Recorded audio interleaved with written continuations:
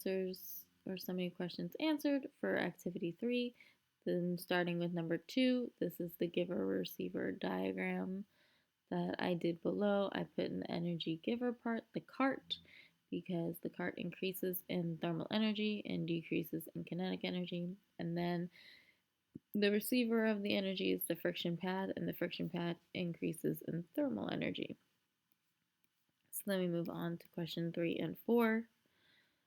I'm sorry if my scanner didn't pick it up so well. It's a little hard to read, so I'm going to read it from the paper that I wrote down on.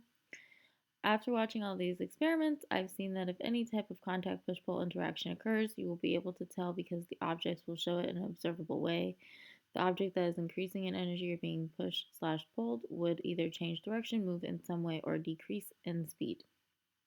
That's what I put for number 4. And number 5, I put after the initial push, the object would start out by speeding up, increasing the speed at first. Once it reached the part free of any influence or interactions, after the initial force of the push, the object will eventually start to slow down to a stop,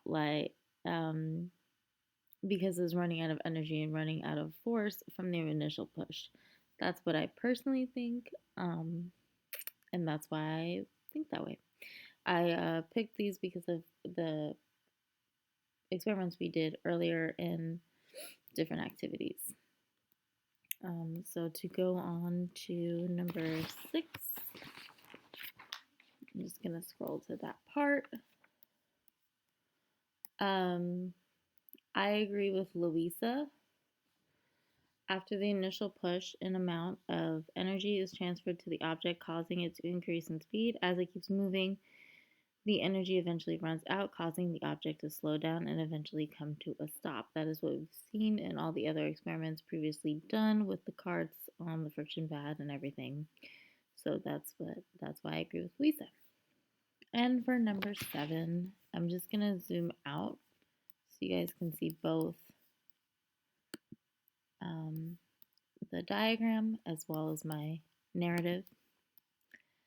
It's a little hard to see, so maybe I'll do that.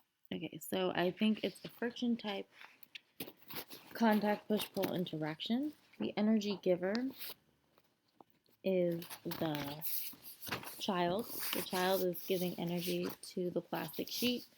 The plastic sheet is the energy receiver. The child decreases in kinetic energy but increases in thermal energy because of the friction. And because of the friction, the plastic sheet increases in thermal energy. The narrative that I wrote is the child will start with kinetic energy built up when jumping onto the plastic sheet. Once coming in contact with the plastic sheet, would start to slide, but not at a fast rate because of the friction, and slowly start to decrease in kinetic energy. Due to the friction built up from sliding on the plastic sheet, the child would increase in thermal energy. The child is the energy giver because as the child slides down the plastic sheet, the thermal energy and friction being built up would be transferred to the plastic sheet. This makes the plastic sheet the energy receiver and increase in thermal energy itself. The way we tell the thermal energy is increasing is because both start to emit heat from the friction that is being involved by the friction that is occurring. So those are all my answers for the summary questions in activity 3. And thanks.